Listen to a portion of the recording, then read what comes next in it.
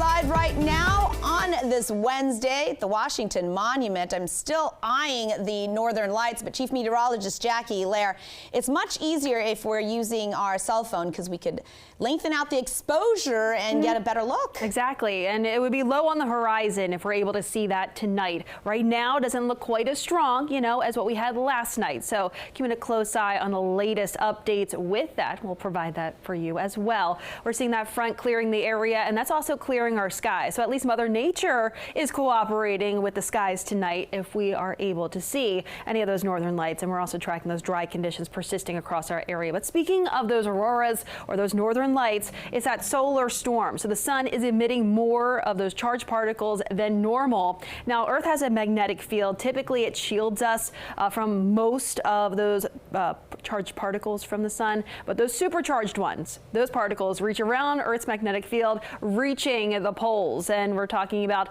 that KP index measures the strength of some of these solar storms. The higher the number on that scale, the better chance that we get to see those northern lights here in the lower latitudes. Right now, that number is a little bit lower than the strongest number that we had last night. Last night, we got to about an 8 and 9. Right now, it has dropped to about a 5. Typically, back here locally, that KP index has to be at least a 7 or 8 for us to really be able to see those colors. So speaking of some of those colors that you may be seeing on some of those photos from your friends or family in other parts of the United States from last night. Now, the red green light, that's from the oxygen particles interacting with those supercharged particles. Nitrogen gives us those pink blue colors that you see in the sky. So if you're seeing any of those photos overnight tonight, now you know what it is interacting with in the atmosphere. Temperatures right now into those 40s and 50s across our map. Middle 50s in D.C. We're talking upper 50s in Frederick. Low to mid 50s up and down the I-81 corridor. And it's a noticeable difference from last night. Running about 15 and close to 20 degrees warmer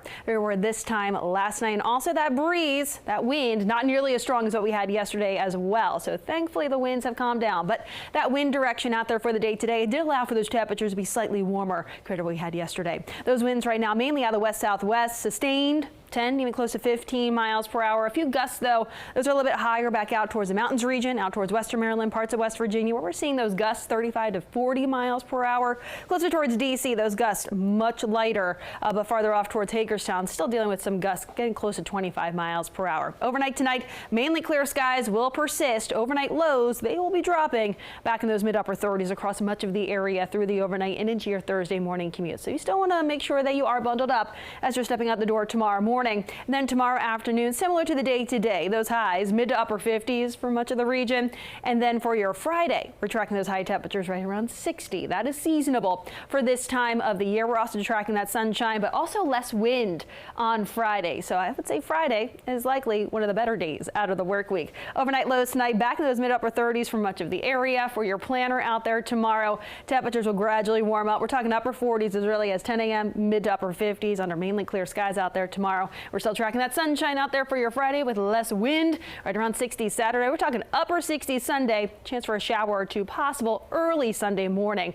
Aside from that, we're waiting for more rain next Wednesday.